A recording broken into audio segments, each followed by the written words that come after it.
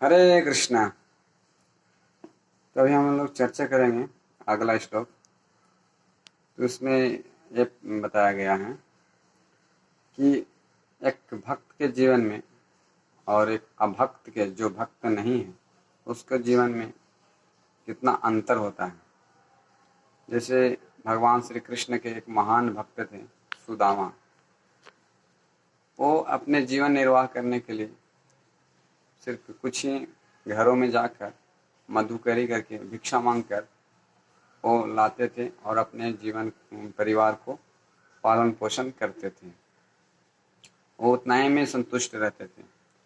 वो उनको मतलब कहीं और महल बनाने के विचार या बड़े बड़े बिल्डिंग बनाने का विचार या और जो भी अलग अलग भौतिकतावादी जो लोग करते हैं, वैसे करने का उनके मन में नहीं था। वो सिर्फ जो भी मिलता था, 4-5 घर में जाकर मधुकरी करते थे, वही प्रसाद के रूप में भगवान को चढ़ाकर और प्रसाद के रूप में करते थे। और बाकी समय भगवान की भजन, भगवान की अर्चन, भगवान की लीला कथा करते रहते थे और लोगों को भी ये बताते थे। तो सुदामा के जीवन में ऐसा होता है, एक भगवान के भक्त के जीवन में ऐसा होता है। लेकिन जो भगवान के भक्त नहीं हैं, उनके जीवन में कैसा होता है कि जब वो भक्त नहीं रहता है तो अपने मन से करते रहता है कि मैं अपने इंद्र तृप्ति के लिए कैसे अधिक से अधिक सुखी हूँ। वो जानता नहीं है, वो स्वप्न में रहता है। कुछ भी कार्य करता है वो सपने जैसा लगता है उसको, सपने तुल्य है वो। जो भी भगवान के भक्त नहीं है वो सपने जैसे तुल्य हैं। जैसे पूरे जीवन भर करते हैं, सेवा करता है, पूरे मतलब काम करता है, और लेकिन उसको सिर्फ हाथ लगती है सिर्फ श्रम, क्योंकि वो असली सुख नहीं है। जब तक भगवान की भक्ति जो नहीं करता है, भगवान की सेवा नहीं करता है, उसको असली सुख और असली आनंद मिलेगा ही नहीं। क्योंकि वो ऐसा ढूंढते रहता है जैसे मृग मरीचिका, यानी रेगिस्तान में जल जैसा ढूंढने जैसा है।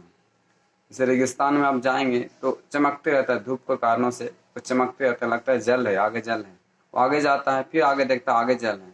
इस तरह से ढूंढते ढूंढते जाता है, तो फिर भी उसको जल मिलता नहीं है। अगर मिलता है तो 1 बूंद 2 बूंद मात्र, तो उतना सा पानी में उसको प्यास बुझता नहीं है। उसी प्रकार से जीवन में जो भगवान के भक्त नहीं हैं, उनके जीवन में इसी तरह से होता है। पूरे कमाते हैं बहुत, लेकिन उनका जीवन का सुख कितना है, क्षण 1 बूंद जैसा है। तो ऐसा सुख से जीवन क्या है, उस स्वप्न तुल्य जैसा है। तो और जो भगवान के भक्त है वो आनंद है, अनंत है, सुख का आनंद अनुभव करते हैं। जैसे वो संतुष्ट थे, उनके पास भौतिक परिस्थितियां अभाव थे सुदामा के पास, लेकिन वो संतुष्ट थे पूरी तरह से। तो ये भक्त का और अभक्त का, जो भगवान के भक्त नहीं है, उसके जीवन में ऐसा देखा जाता है। तो इस श्लोक में यही चीज बताया गया है कि 69 में 69 में, या निशा सर्वभूतानां तस्यं जागृति संयमी यस्यं जागृति भूतानि सा निश्चय पश्यते मुनि। जो सब जीवों के लिए रात्रि है वो आत्म संयमी के जागने का समय है, और जो समस्त जीवों के जागने का समय है वह आत्म निरीक्षक मुनि के लिए रात्रि है। अभी बताया कि या निशा सर्वभूताना, या निशा मतलब रात्रि, भूताना मतलब सारे जीव। जो सारे जीवों के लिए रात्रि है वो आत्म संयमी के लिए दिन है, तस्यं जागृति संयमी। तो उसके लिए दिन है क्योंकि वो आत्म साक्षात्कार में लगा हुआ है, वो गतिशील है। क्योंकि इसे भगवान की भक्ति में, हम भगवान का धाम, भगवान की भक्ति करने से असली वो दिन जैसा है।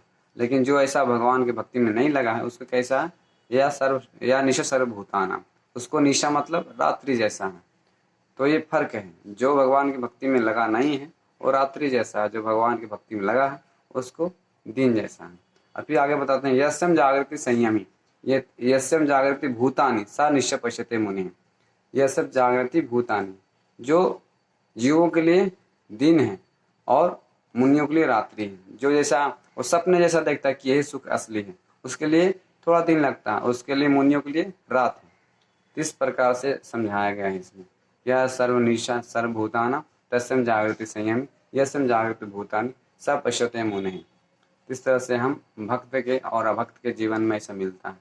तो असली जो जीवन है आध्यात्मिक जीवन है, क्योंकि शरीर को सुखी नहीं कर सकते हैं। आप कितना भी कुछ कर लीजिए शरीर के लिए, ये रबर जैसा है, रबर को खींचेंगे तो आगे खिंचाएगा, फिर वहीं पे आ जाएगा।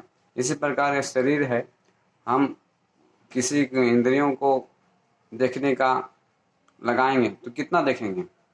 हम एक लिमिट है ये आँखों का देखना, ज़्यादा आँख देखेंगे तो आँख खराब हो सकती है। कान से ज़्यादा सुन नहीं सकते हैं क्योंकि उसका लिमिट है, इतना ही तक आपको बनाया गया है। हम ज़्यादा सुनेंगे तो कान क्या हो, खराब हो सकता है। इसी प्रकार से सारे शरीर की जो लिमिटेड है, लेकिन आध्यात्मिक जो आनंद है वो अनलिमिटेड है, जितना बढ़ते जाता है। इसीलिए भगवान की भक्ति जो करते हैं वो हमेशा सुख आनंद, हमेशा सुखी में रहता है। खास करके अभी हरे कृष्ण महामंत्र शुरुआत कर सकते हैं, जब हम शुरू कर सकते हैं भक्ति में आने से, मतलब शुरुआत कर सकते हैं हरे कृष्ण महामंत्र का। हरे कृष्ण कृष्ण कृष्ण हरे हरे, हरे राम राम राम हरे हरे। ठीक है, अगले 2 श्लोक बचा है अध्याय 2 में, तो हम लोग बाकी चर्चा आगे करेंगे। ठीक है, हरे कृष्ण।